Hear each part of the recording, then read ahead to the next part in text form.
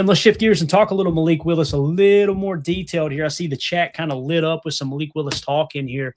And when you kind of dive into this whole Malik Willis situation, we've spent quite a bit of time on it, right? Like, we've made our opinion very clear. We'd love to have Malik Willis back. I'd be okay with paying him $10 million per. Now, this is the time of year, guys. Brace yourself.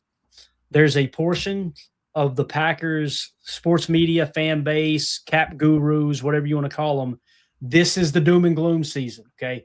This is when they start building a bunch of doom for, oh, no, we don't have any cap for the future. We don't have any cap for the future.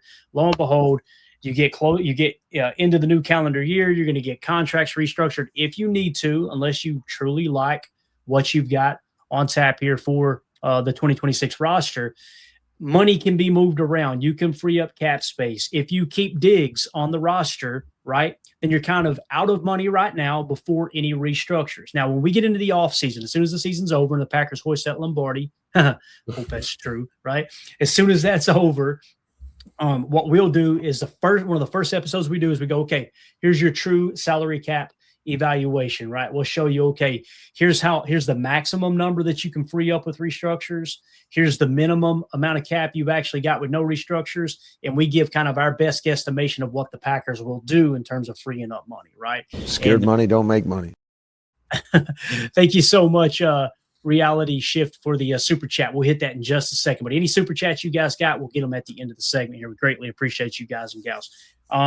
So with the Malik Willis stuff, Tim, one of the things that was shared here, Tom Silverstein put a tweet out and just kind of tying some loose ends together.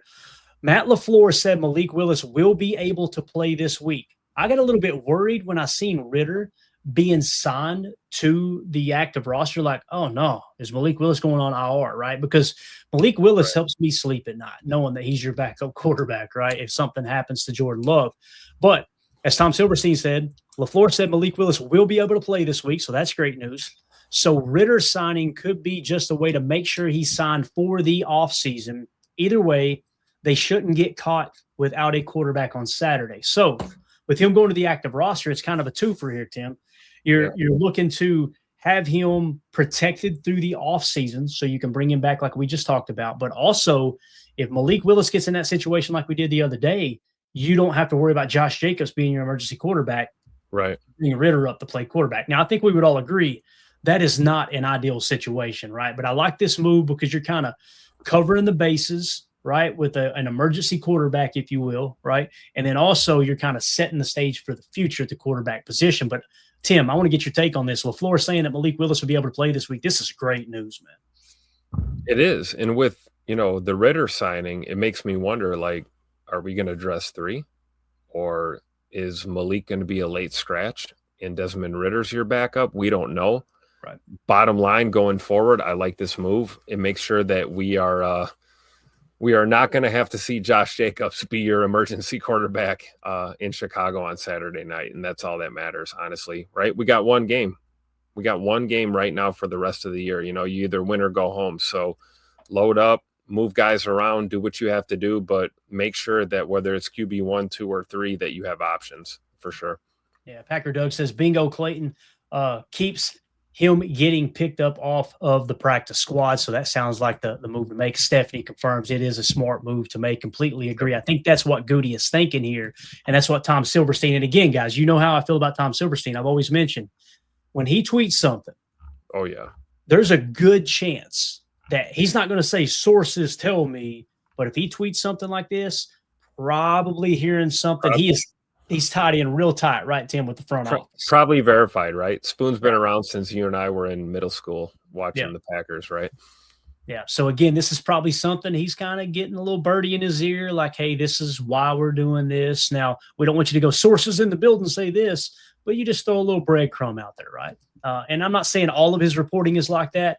I'm saying this situation probably applies, or at least a good chance that it applies. So now, Dan Orlovsky, former NFL quarterback, Tim, he threw this tweet out here, and it made me feel like I wasn't losing my mind, okay?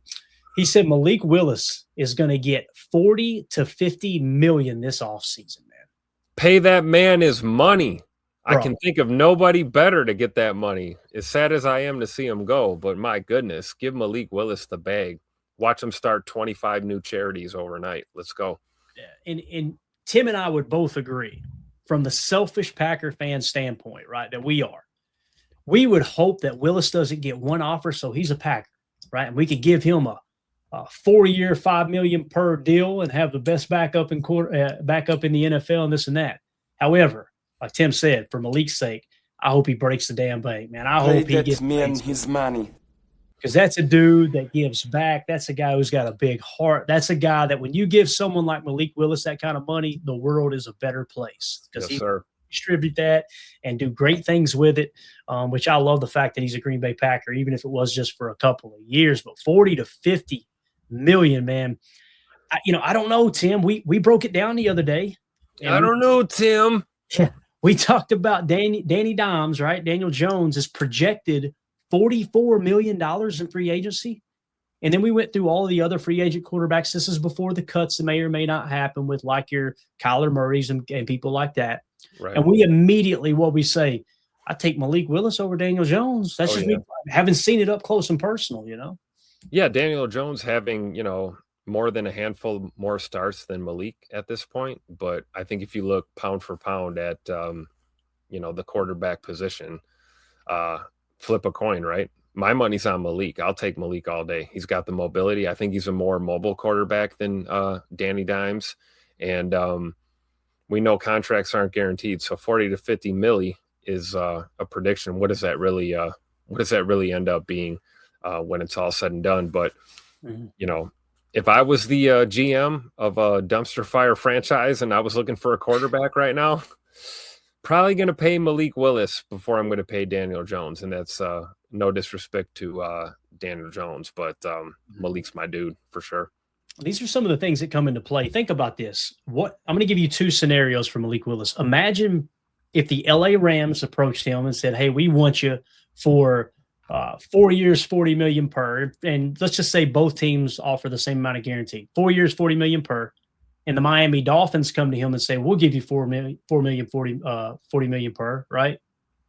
And you think of the tax situation in California as opposed to Florida. And I don't know a whole lot about Florida. I imagine it's very similar to Tennessee, just based off what hearsay and everything. Probably going to go with the Miami contract because you're going to get to keep more of that money. I imagine that's something what you were kind of hitting at right there, right? Like how much will it actually end up being guarantee-wise? And then, of course, taxes. Hey, these players, man, they're not above it either. They get taxed just like us, right? A lot more than us, actually, Tim, unless you're hiding a bunch of money up there. I don't know about. Yeah, the more you make, the more they take, right? What are you going to do? Exactly. J. Cole says, I doubt Malik is getting $40 million. I can see 20 to 30 million. I can't push back too hard on that, Jay. Because, again, when you look at the projected market value on Spot Track, they're wrong all the time on that, right? It's just kind of – it's giving you the most comparable players, their age, and what they gotten paid. So it's kind of it's almost like a starting point, right, Tim? It's almost like a little baseline to go, okay, now how hot is the market? How cold is the market? All those things, right? So I wouldn't be surprised if he gets 20 to 30 million. Unfortunately, I still wouldn't be willing to pay that for a backup quarterback in Green Bay, obviously. So, but yeah, I think that's a reasonable prediction there. Derek in the chat says all the best for Malik. Amen. I think we all agree with that, right? I haven't heard anybody talk bad about Malik Willis, man. Derek was the one who hit the other chat too. He said, all the best to Malik. We wish you nothing but the best in the AFC. Yes. Go to an AFC team, please. Get down there to Miami, man, where it's beautiful. We'll meet you in the Super Bowl, How about that? Mike in the chat says, so this is going to be how many Matt LaFleur has developed and sent on to new heights. Miss me with the fire him. Amen to that, which I had somebody jump in earlier on X. It's always the randos, man. It's got like 13 followers, and they, it's like, where did you come from? You've never commented on any of my tweets before, and you just come out of the woodwork talking about Matt LaFleur's going to get fired. And they sparked that up with the John Harbaugh firing, which we'll talk about that at the end of the show. I want to get into that a little bit because the coaching carousel is a really, really fun place to be. But yeah, man, everywhere Matt LaFleur has gone, the quarterbacks have excelled, Mike. It's a great point, dude, for sure. Yep. So, and then let's get to this super chat real quick, Tim. Reality Shift being very, very generous here. Thank you so much, buddy. He says, have y'all noticed this season is eerily similar to the 2010 season? Both seasons have around 15 players on IR Aaron Rodgers had a concussion late in the season and a vast wide receiver room just like in 2010. We've kind of talked about it a lot this year, right, Tim? It is really, really strange, the similarities. And now we're going into the playoffs. It's not the NFC Championship, but we're going into the playoffs to play in Chicago. It's just like these things just keep tallying up. It's wild, man. Hey, that might be the only difference, right? We had to beat the Bears twice in 2010. This year, we got to beat them one time to move on. That's probably the only difference. But I think Reality Shift is spot on right here. I mean, a lot of similarities, a lot of parallels between that 2010 team and this 2025 team. So I'm looking forward to Jordan in Chicago on a Saturday night, if you know what I mean. Let's go. I'm looking forward to Nas Stackhouse dropping into coverage on a fire zone blitz and taking it to the house for 6 like BJ Raji. That's what I'm excited about. So. Thick. Imagine if a defensive tackle drops into coverage and picks a pass off. That's when we're going to, okay, everything's out the window. This, what do they say? Time is a flat. What do they say? What is it they say, Tim? Flat circle. Time's a flat circle. Right? There you go, man. And it's either Big Nas Stackhouse or it's Baron Sorrell, baby. Let's go. Let's get Baron Sorrell was a fun watch earlier. People were really, really impressed with Colin Oliver's tape. I was more impressed with Baron Sorrell's tape, and we're gonna talk about that here when we get past the injury report for sure. So thank you for that super reality shift. Appreciate you, buddy. If for those of you listening to this or watching this video back later, let us know in the comments, how do you feel about Malik Willis? Has the number changed for you? What's the maximum amount of money that you'd be willing to pay him as a backup? If you're a fan of a different fan base watching this show, what would you be willing to pay Malik Willis? So let us know what fan base you're a part of. And make sure you all hit like, subscribe, and click the bell icon so you know when we go live in the future.